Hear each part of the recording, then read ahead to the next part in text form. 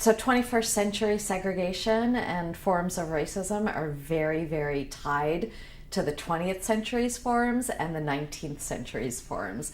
So even though the laws, the racist laws, are not exactly the same, the new laws, the modern laws, and the modern practices are built on top of very explicitly racist laws earlier. So for example, in the area that you're talking about, that part of Maryland that you're talking about, in 1910, there was a explicit agreement, a law that said that no black person, in those days they wrote Negro, no Negro shall be allowed to move in to a neighborhood that is more than 50% white. So if the neighborhood is more than 50% white, no black person can move in. And that was that law was called unconstitutional and gotten rid of in 1917. But then by the 1950s, what you had was the first public housing being built in the area. And the very first piece of public housing was something called the Claremont Homes. And it was located in a desirable plot of land.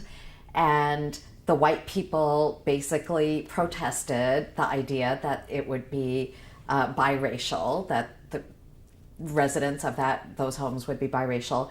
And they got an agreement from the mayor, a verbal agreement saying, no, we're going to keep that public housing white, all white.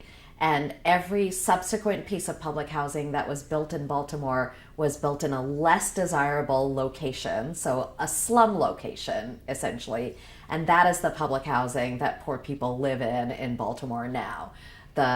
So what public housing was meant for all poor people, but the poor white people got segregation because they were basically going to riot if they didn't. So when you locate housing in a particular way and you create segregation, that has an automatic effect on the local schools. So if you have segregated housing, you're going to have segregated schools. And what happens is that the government and corporations begin to put no money into those areas. So the parks don't get built, the housing doesn't get improved, the schools don't get enough for the kids to actually learn things and be able to graduate prepared for the world. And so what we're seeing in the 21st century is the carryover of a lot of explicitly racist policies and practices of the 20th century.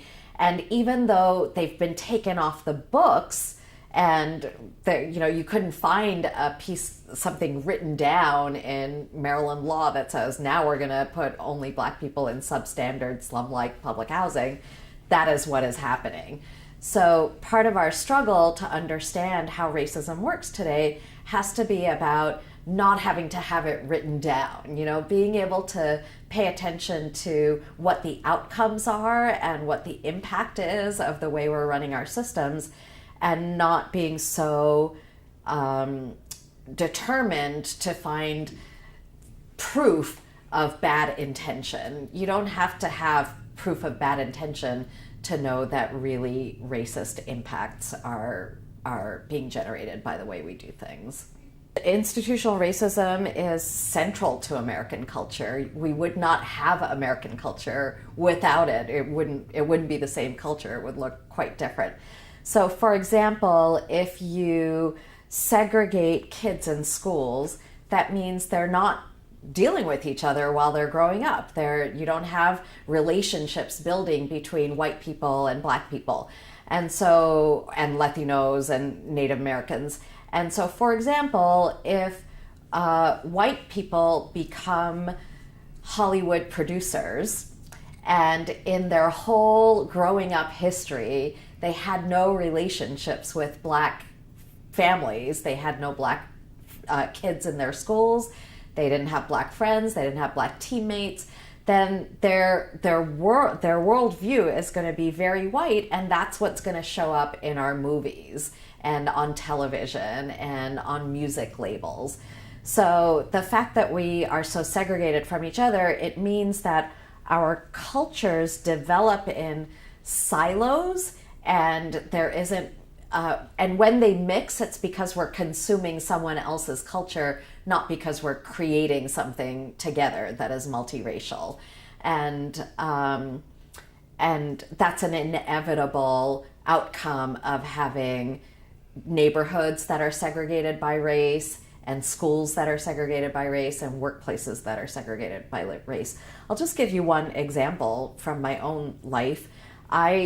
I'm an immigrant. My family came to the US in 1972 when I was 5.5, and we lived in New York State. So after about a year, we moved to Long Island. And on Long Island, there is a Levittown. There's also a Levittown in Pennsylvania. There are Levittowns all over the country. Levittowns were post-war suburbs. They were built for returning GIs coming back from World War II, so that they would have a safe, decent house for their families. It was a reward for having served, and an investment in what would eventually become the American middle class.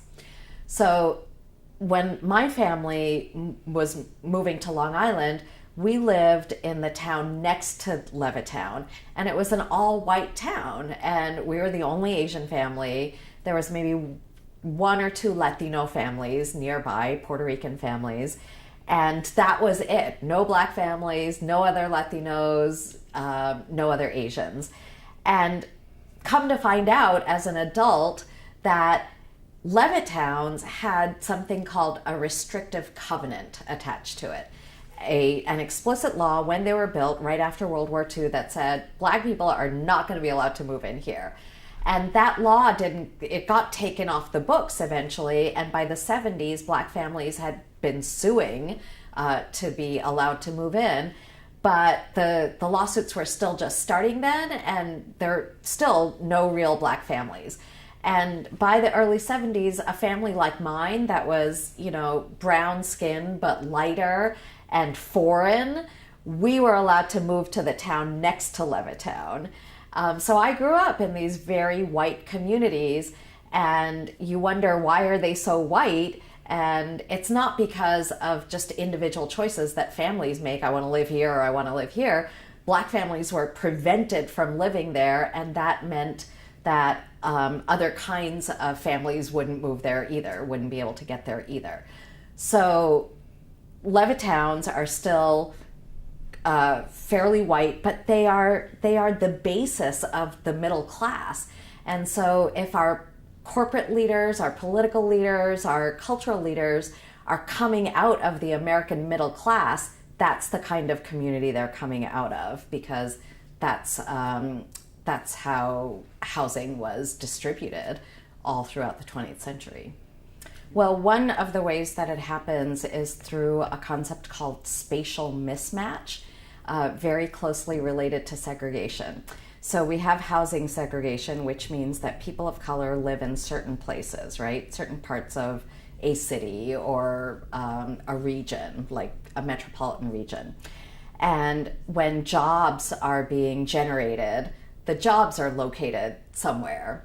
If the jobs are not located where the people of color are, the people of color are not getting access to those jobs. If there's no transportation between where the people of color live and where those new jobs are, they're not getting access to those jobs. Or it's taking them 4 hours a day of commuting to get to that job and get home, which means they're not helping their kids with the school work, with homework. They're not spending leisure time with their families and relaxing and building a family bond. They're not doing their own creative anything. If they're musicians, they're not making music. If they're writers, they're not writing poetry. They are doing nothing but commuting to this job and commuting back. So spatial mismatch is the concept of that when you are creating jobs and generating jobs, you have to look at where they're located, not just at the fact that the job exists. So every quarter when the Department of Labor posts jobs numbers and it says, oh, the US created 287,000 new jobs in this quarter, we often ask questions about, what's the pay attached to those jobs and what is the, what's the career ladder attached to those jobs, but we ought to be asking, where are those jobs located, and are they in the places where people need jobs the most desperately? So spatial mismatch is one way that poverty becomes concentrated and stays concentrated, because people simply do not get access to the jobs that are being generated.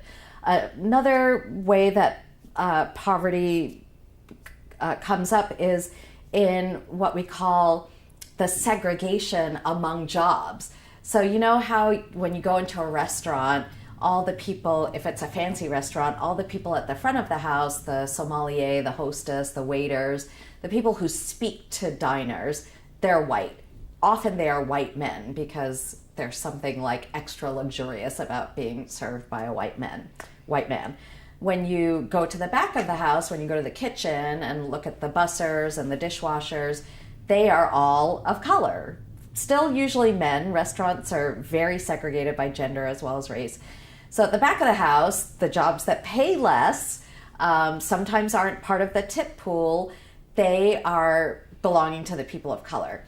And there's nothing written down in restaurants that says, hey, send all your people of color to the back of the house. But when managers have applicants in front of them and they're deciding, if that manager grew up in one of those middle-class, racially segregated suburbs that I talked about earlier, they might have ideas about how Black people are going to be as workers, or how Latinos are going to be. And they're not, because they haven't seen many restaurants with lots of Black and Latino people serving food and being sommeliers and being hostesses, their idea of who belongs in that job is segregated, and then their hiring practices are segregated, and then you get a segregated workplace. And the people who are in the less good jobs are poorer. They are simply poorer than the people who are in the good jobs in restaurants. So this notion of segregation, it doesn't just happen in housing. It also happens in schools, and it also happens in workplaces. It also happens in hospitals and in the way that we distribute healthcare. It's really a defining element of our national culture and our national picture. If the whole country is a home, then some people are stuck in the basement and they're not getting out of the basement. And that idea that we can't all live together in a mix is so deeply ingrained in our culture now that when there are desegregation attempts, people resist it very, very deeply. So, for example, Maryland, the state of Maryland, has been under housing desegregation orders for many years. One of the places where desegregation has actually worked is in Silver Spring, where there are mandated affordable housing policies that have started to change the composition of who lives there. So yeah, that spatial mismatch is one of the ways that poverty and joblessness gets concentrated in certain neighborhoods and for certain communities of people. In America, up to 1.6 million youth are homeless each year. Up to 40% of them identify as gay, lesbian, bisexual, or transgender. Most of them have been thrown out of their homes or run away out of fear and rejection. It's time for things to change. America's next generation needs us to stand with them so they can stand on their own. Get informed, get involved. Visit 40tonone.org. My son is a handsome young man, like a movie star. There's no limit to what he can do. I don't know why he would ruin himself with alcohol. When I think about the happy boy he used to be and how sad his life is now, it breaks my heart. I love him as much as I ever did, maybe more, but I don't understand why this is happening. My therapist recommended I go to Al-Anon family groups. He said Al-Anon members have lived through the same kinds of things that are happening to my family. I didn't want to go to Al-Anon, and I didn't want anyone to know how difficult it's been. But I'm glad I went. Is someone's drinking breaking your heart? You might be surprised at what you can learn in an Al-Anon family group from people just like you. Call 1-888-4AL-ANON or go to alanon.org.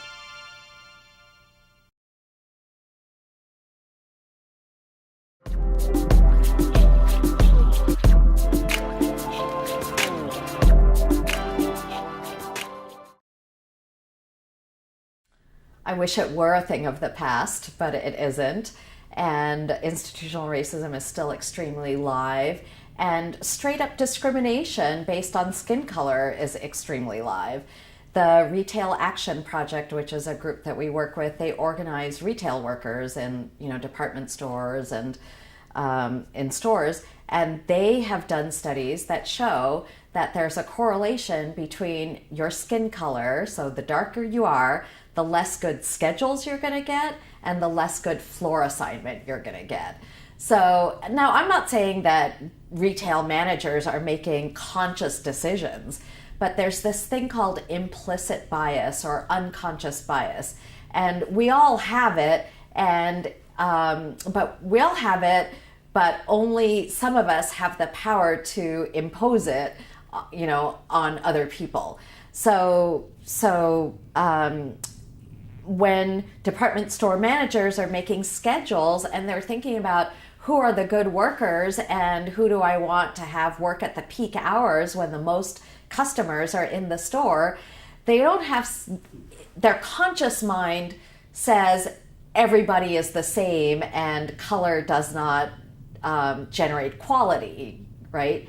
But they're deep in their subconscious mind, their deep subconscious mind is saying that person with the black name, not going to be good. That person with the lighter skin, going to be better. And the only way for us to become conscious of it is to acknowledge it and then to build into our practices, our hiring practices, our housing practices, build into our practices a check on that unconscious bias. If you don't check it, it's just going to reproduce itself again and again and again. You're going to reinforce it every time you make a biased decision unconsciously. But if you just remind people, for example, that like one practice that you can use to fight unconscious bias in hiring is you just black out the names of the applicant. So I get a batch of resumes, I black out all of the names, I turn the resumes over to the manager who's going to be doing the hiring, and they do their first pass looking only at the work experience and the education and the skills and qualities that that person has. They have no actual idea what the person's race is, not by their name at least. And that there is evidence that when you interrupt unconscious bias in that way, that many more people of color get a shot at that job. They get interviews and they get the actual job. So now what is different about today's racism is that it's not so explicit like it used to be in every situation. And there are a lot more codes that we use. So if we want to keep the neighborhood white, we say we don't want that to become a bad neighborhood. And bad neighborhood is code for a neighborhood where there are a lot of people of color. When we want to look at schools, we'll call them low-performing schools. We won't say they are segregated schools where kids of color are the majority. So we use all these proxy words and codes, and if you're not someone who is living the impact of those codes, then it's very easy to deny that they're racial because, it doesn't say black neighborhood and we don't want to go to the black neighborhood. It doesn't say we don't want to build a factory in the black neighborhood. It just says we don't want to build a factory in a bad neighborhood. So if you're not the person of color who is, bearing the brunt of that decision, then it's very, very easy to say, well, that's not about race, that's about poverty or about individual decision making, bad decisions people have made. And so because the current policies are not so explicit, it's easy for folks to miss the connection. And that's why you have this big racial gap in perception where people of color think there is still racism and racial discrimination and it's a problem, and much lower numbers of white people think so because the people of color are living it and the white people aren't and don't have to. Schools are deeply segregated. That's what happens. And so one way that happens is that much school funding for public schools is based on property taxes.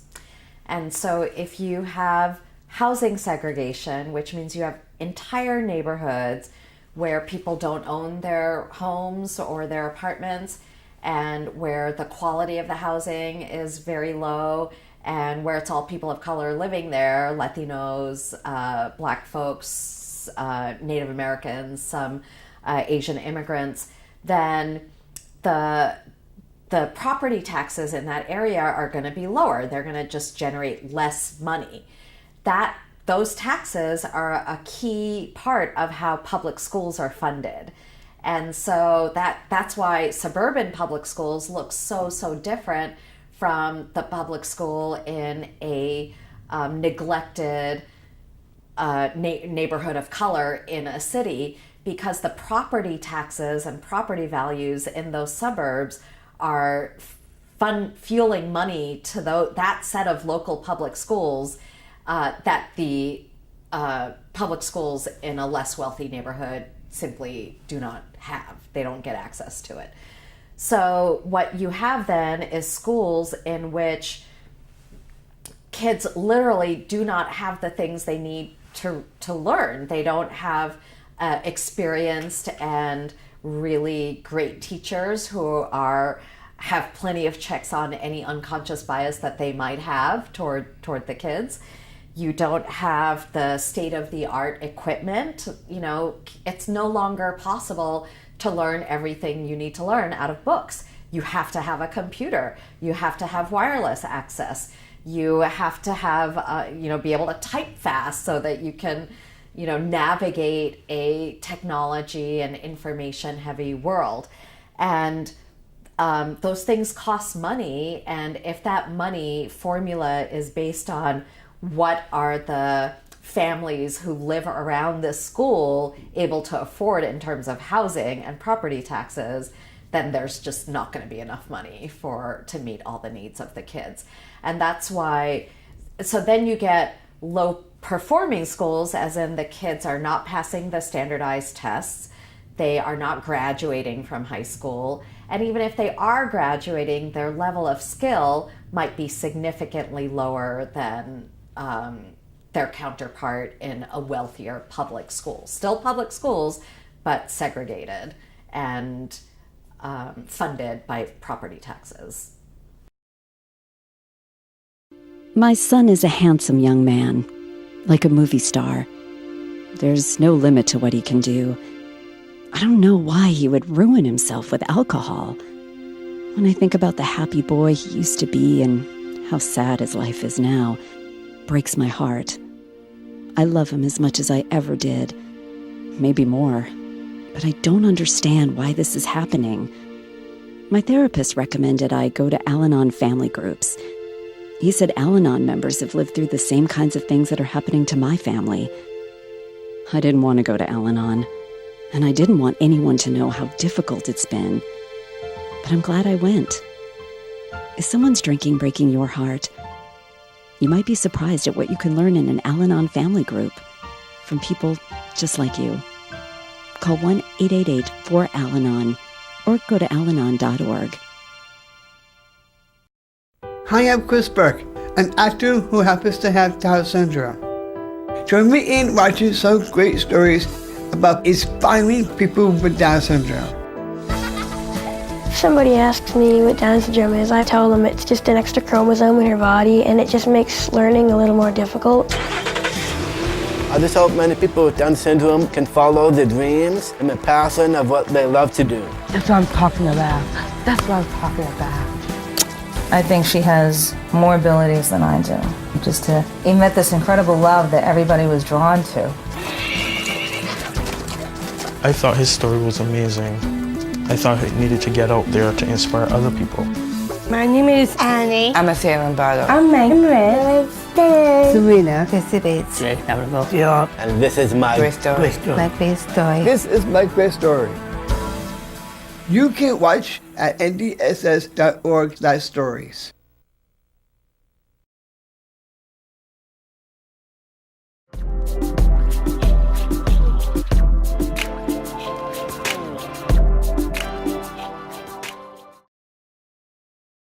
Well, racism and poverty go together. You cannot separate them. Racism is going to generate a lot of poverty, and poverty is going to reinforce segregation and separation and hierarchies. So it's really, I think if you're taking on racism, you want to do that with a class lens and a poverty lens. And if you're taking on poverty, you're not going to succeed unless you're able to look at that set of economic problems through a racial lens, because those two categories really, really shape each other. They influence each other. And I think that when we talk about choices as though everybody has the same set of choices in front of them, you do the right thing, you do the wrong thing. You go to school, you don't go to school. You learn, you don't learn. You steal something, you don't steal something. We act as though the choices that are in front of us and then the consequences of those choices are exactly the same no matter who we are, and that is simply not the case. So I think what frustrates me so much about personal responsibility talk is that I know people of color take personal responsibility. They, in fact, might take more personal responsibility than anybody else does because they have only themselves to rely upon. Themselves, their families, the government, if the government helps, it might not be enough help. Do you want to redo that? Okay. If the government helps, it might not be enough help. Corporations are consistently going to try to exploit them rather than help them come up. So people of color take a lot of personal responsibility, and they do the best that they can. One of the things that I've observed in my years of living and working with all kinds of people of color is they work so hard. They hustle. They do what they have to do. And if it doesn't work, they try again. They don't give up easily. So there's a process of constant effort and hustle. But the choices in front of us are severely constrained. So to act as though the Black teenager whose learning disability never got diagnosed and whose teachers refused to call on him when he raised his hand, and whose parents spend 4 or 5 hours a day commuting or work 3 jobs in a week, 3 different jobs in a week, to pretend that that person's choices are the same choices available to a suburban white kid who's got a mother, working at home, or a parent working at home, or has a full-time nanny, or has schools in which learning is fun and isn't a matter of just like memorize this and get punished if you don't get it right, then simply not the same set of choices in front of those two people. So to pretend that they are is just dishonest. It's a lie. It's a huge lie. And it is not going to produce, that pretense is not going to produce solid communities that are able to take care of themselves and that are self-sustaining. And in fact, what we should be celebrating is the level at which poor communities of color are able to sustain themselves by making use of every resource that is in front of them. You know, it's the principle of use every part of the animal, don't throw anything away, recycle. People of color are the best recyclers anywhere in this country because we can't waste anything. We have to make perfect use of everything. And I think if we looked more at how do families and communities of color keep themselves together under these horrible circumstances, that in that study, the seeds of real solutions would emerge. And those real solutions would not be about isolate this kid by kicking him out of school and taking him away from all his peers and his learning opportunities. It would not be about send this person to jail for an insane amount of time, a ridiculous amount of time for a minor infraction, and isolate him further from his communities. It would not be about let phone companies charge, $3-4 a minute for phone calls that prisoners make back home. I mean, that's not a price that you pay, I suppose, for a phone call. It's certainly not a price I pay for a phone call. Why should a prisoner be paying $3 or $4 a minute to call home and maintain ties with his or her kids and parents and sisters and brothers?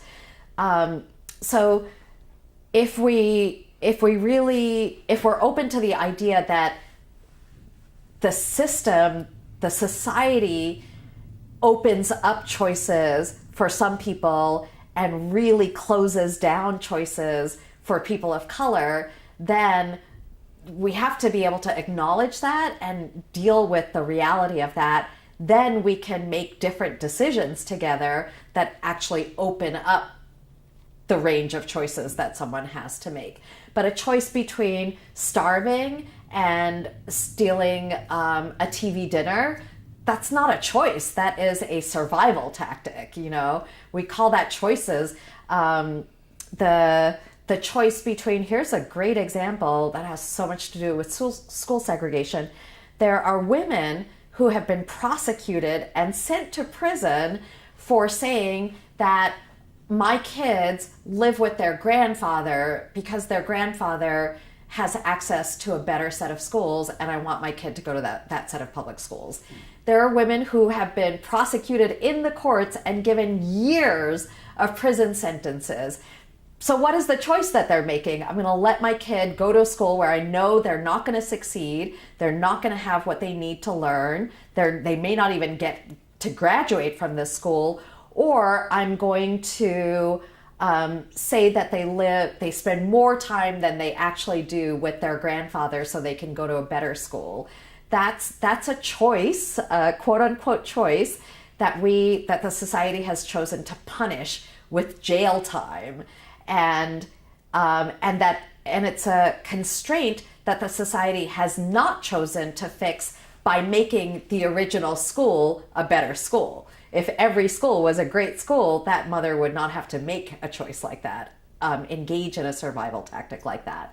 And so our work is to make the picture bigger, the picture that Americans are looking at, that can't just be what I know in my own life, what I see on my own block, what I experience in my own workplace. Because segregation means that you're seeing only a tiny, tiny slice of the overall US picture. And if we're going to make decisions together that affect each other, then we have to be making those decisions based on the same picture and based on the big picture, not what little slice of the picture we have direct access to.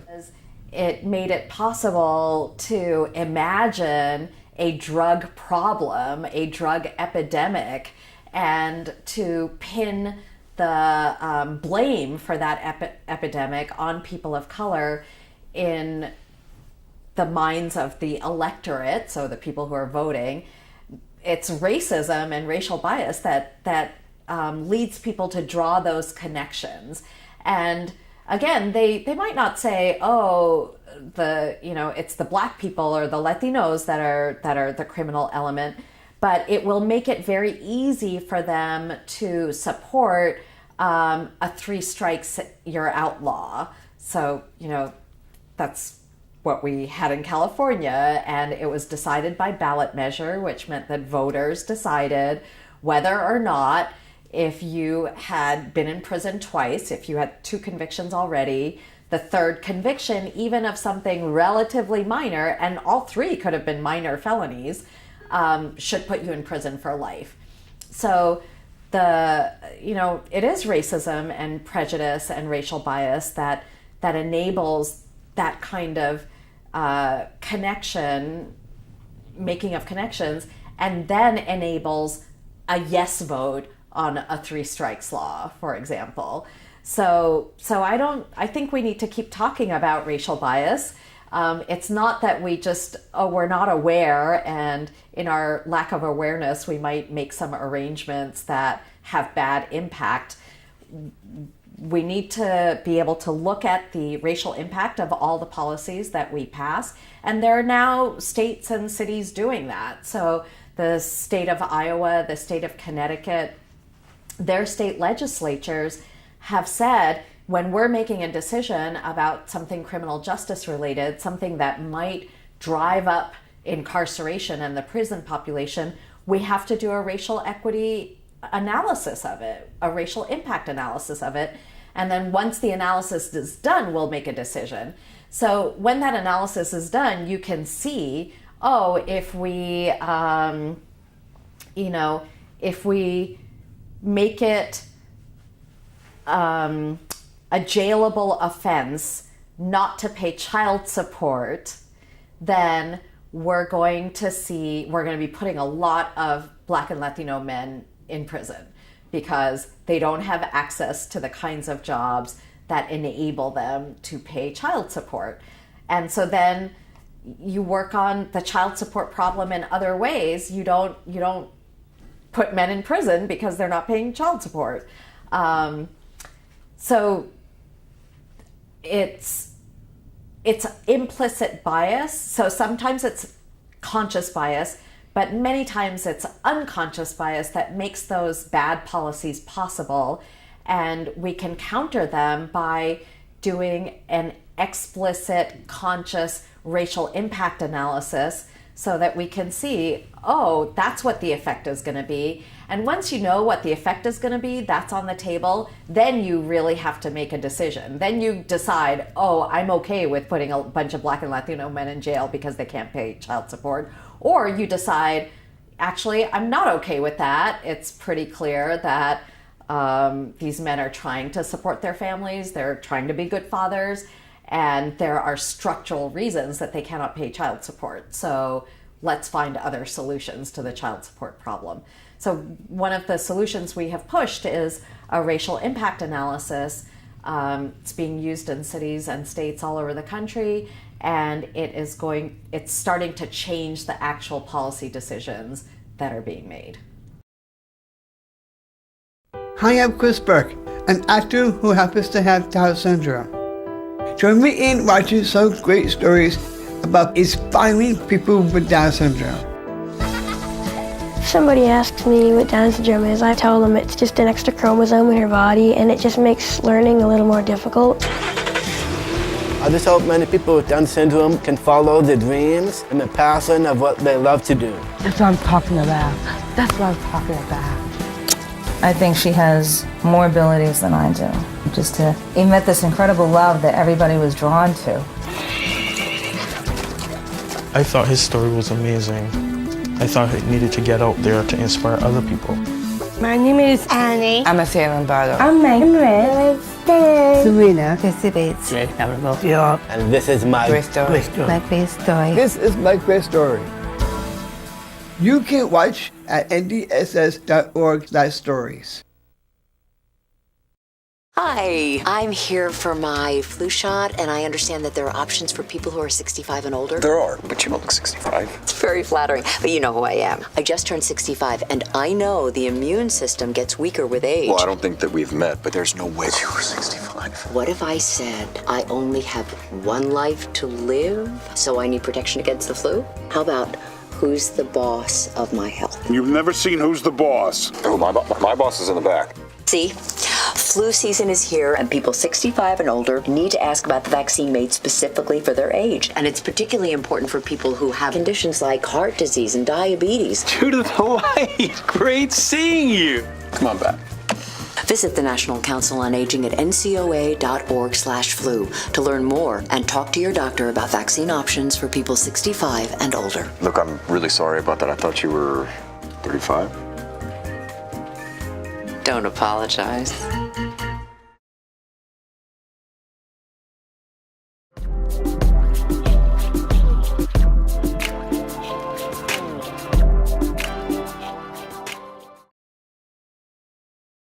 Community safety is something that we all want. People who live in communities of color want to be and feel safe, and people who work in communities of color, police, social workers, teachers, also want to generate safety and be safe.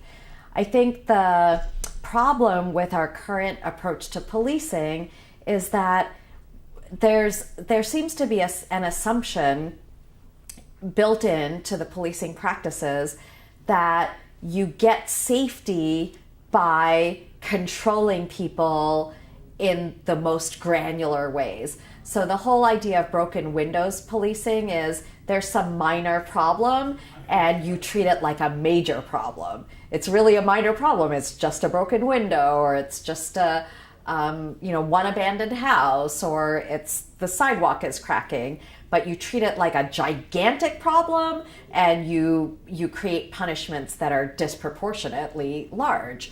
And that kind of notion it's very much grounded in the purpose of controlling a community. So not working with the community to identify ways to make it safer, but essentially controlling a community. And no community wants to be controlled. You know, we are all sovereign human beings we want to be self-determining, and we have the right to that. It's a human right to be able to decide which street am I going to walk down today, which school am I going to go to, which bus am I going to get on, what am I going to carry on my back to work, what am I going to eat for lunch, how am I going to raise my kids. It's our human right to make those decisions for ourselves.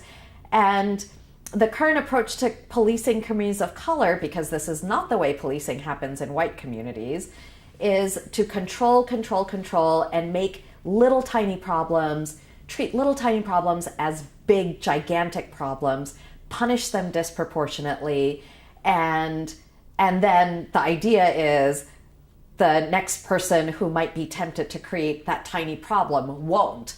Well, clearly, that is not working. It's not an incentive to not,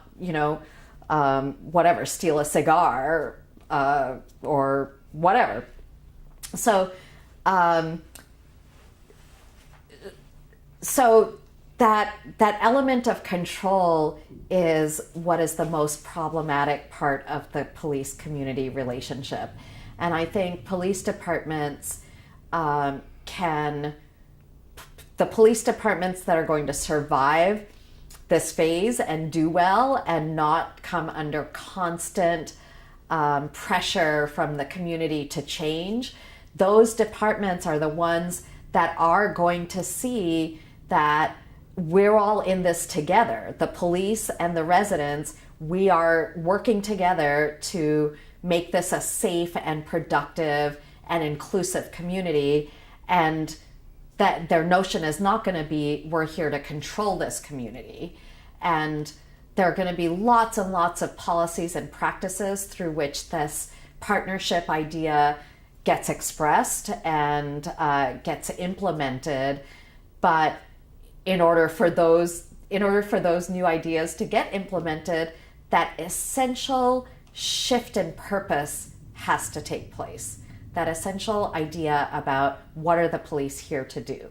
Are they here to help generate safety and inclusion and productive community, or are they here to control? And if they're there to control, then communities are always going to resist them because nobody wants to be controlled.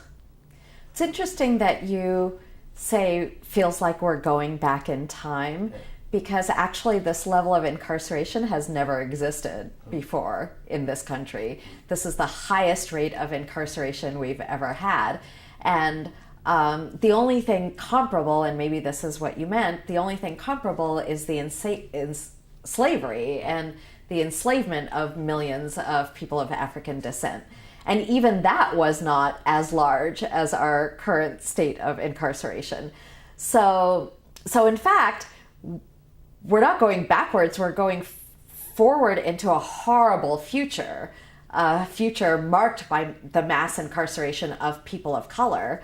And but that incarceration is grounded in slavery and in immigration restrictions. You know, the country was built in the country was built out of colonialism, slavery, and then restricting the majority of the world's people. Those, you know, slavery ended 150 years ago, but has had many extensions that we don't call slavery, but we call Jim Crow or segregation or, you know, other forms. Colonialism has carried on, and by colonialism I mean the genocide of the native people, the indigenous people, and the taking of their land.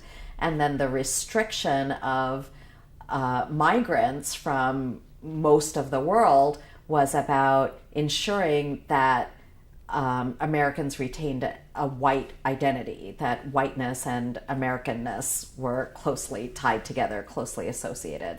So mass incarceration has some, in one way or another, and a tie to each of those things: slavery, colonialism, and whiteness, the preservation of whiteness.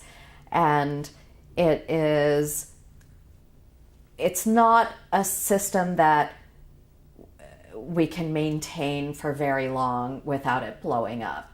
So I think we're seeing the resistance to it. It's extremely expensive. It squanders enormous amounts of talent and brains and creativity and innovation. So it is a huge waste of our greatest national resource, which is our people. And communities of color are at the place where we're just not going to stand for it anymore. So it's not a system that I think its death is inevitable, and we should do everything we can to shut it down faster, because a system that big can take 100 years to die, 200 years to die. We don't have 100 or 200 years. You know, there are people who need to be out now, and there are people who are on the verge of going in who should not be going in.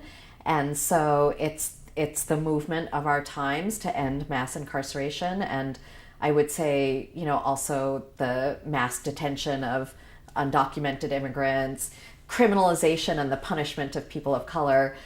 Prisons is the biggest expression of it, but there are others: juvenile prisons, you know, school discipline policies, as well as parts of our immigration system. So it is a form, it contributes to the segregation that we've been talking about, the larger racial segregation of the society, one by taking, you know, locking people away in actual prisons. Like, if that's not segregation, I don't know what is. But then when they come out, limiting their choices so deeply, constraining their choices so deeply, and limiting their ability to be part of their communities so profoundly that you can come out of prison, go back to your community, and be segregated even within your community, right? By not being able to work, by not being able to vote, by not being able to live where you want to live, all kinds of things. So mass incarceration is an extreme and futuristic expression of segregation, and one of the best things about the time we live in now is that more and more people are beginning to realize that, and beginning to raise their voices to end it. I don't know why my son would ruin himself with alcohol. Breaks my heart. I don't understand why this is happening. My therapist recommended Al-Anon family groups. I didn't want to go to Al-Anon, but I'm glad I went. Is someone's drinking breaking your heart? You might be surprised at what you can learn in an Al-Anon family group from people just like you. Call 1-888-4AL-ANON or go to alanon.org. Hi, I'm here for my flu shot, and I understand that there are options for people who are 65 and older. There are, but you don't look 65. It's very flattering, but you know who I am. I just turned 65, and I know the immune system gets weaker with age. Well, I don't think that we've met, but there's no way you were 65. What if I said I only have one life to live, so I need protection against the flu? How about who's the boss of my health? You've never seen Who's the Boss? Oh, my boss is in the back. See? Flu season is here, and people 65 and older need to ask about the vaccine made specifically for their age. And it's particularly important for people who have conditions like heart disease and diabetes. True to the light. Great seeing you. Come on back.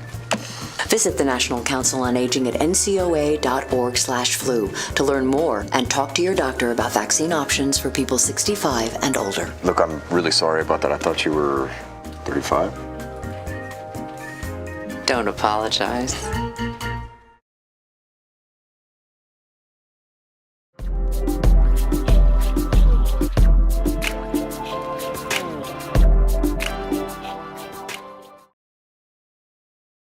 I think that you have to attack it from many different angles simultaneously. So you have to attack it in the courts by both changing sentencing laws, but also training judges differently and picking juries differently, instructing juries differently. So one interesting practice that has started to emerge is that judges will do, when they're talking to juries and they have a defendant of color, judges will do a little teaching of the jury about implicit bias and the fact that we all have it, unconscious bias, and that we carry stereotypes around in our head. And he or she, the judge, will just remind the jury, your job is to work off the evidence, and whenever you sense any form of stereotype coming into your deliberations, you have to cut that off and you have to stick to the evidence and then make a decision based on that. So a lot of that has to happen. The Equal Justice Society does a lot of that work, that training of judges, that sort of thinking about jury processes.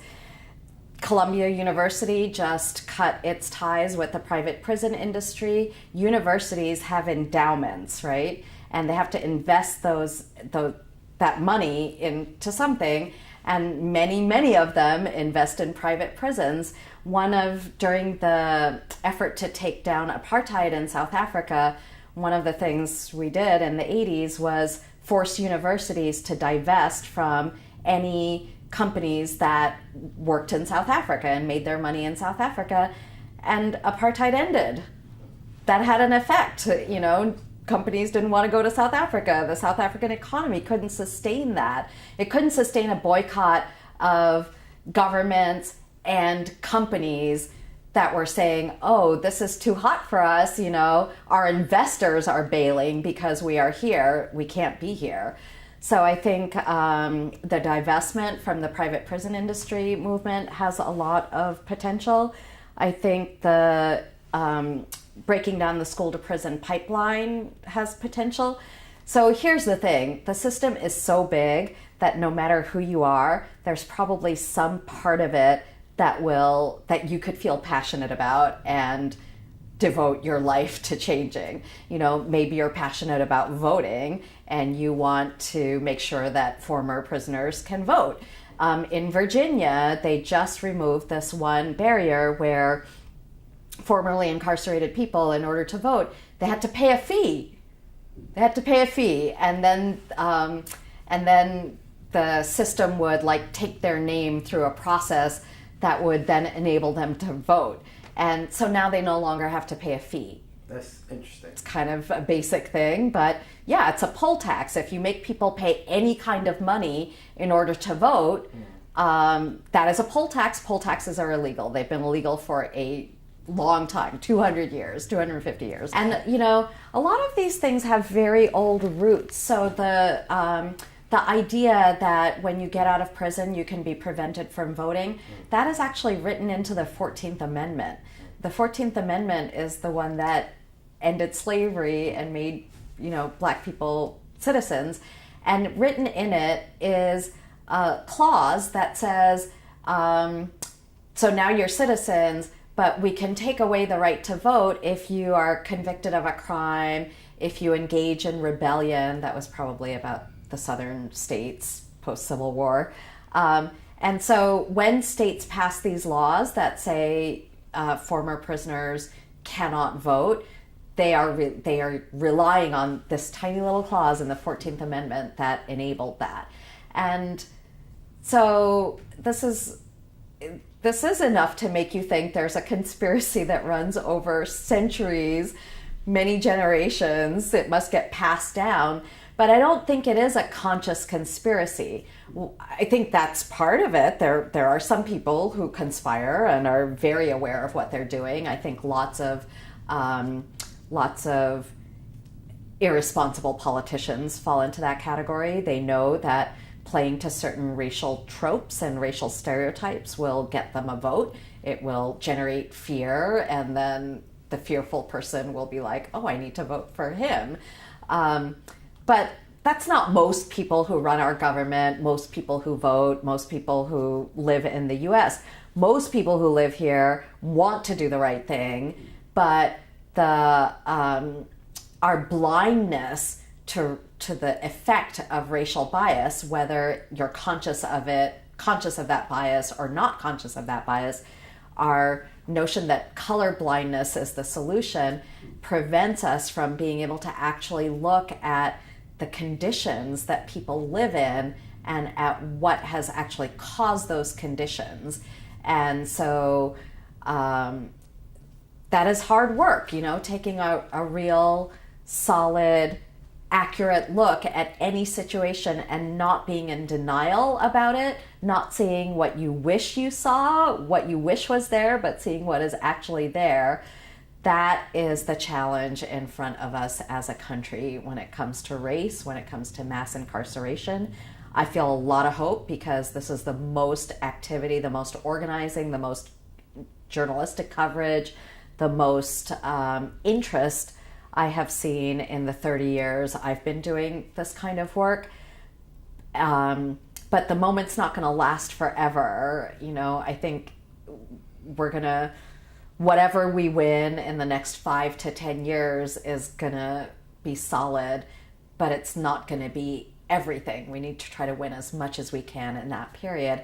And I think that is enough time, though, to take down big parts of the mass incarceration system, to change the way arrests are made, to change the way sentencing is done, to remove the financial incentives for building and filling prisons and detention centers, all of those, and for changing the American storyline on race, the storyline that says it's all over and in the past and we don't have to work on it anymore.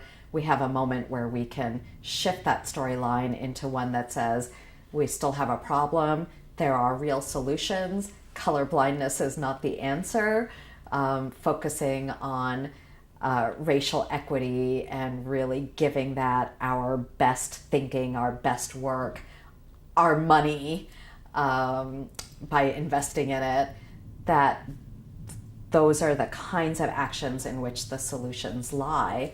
And we may not get all the way there, but I do think that the level of awareness among Americans about mass incarceration right now is at an all-time high. I think I feel okay saying that, and there are a lot of opportunities to take advantage of to take that system down.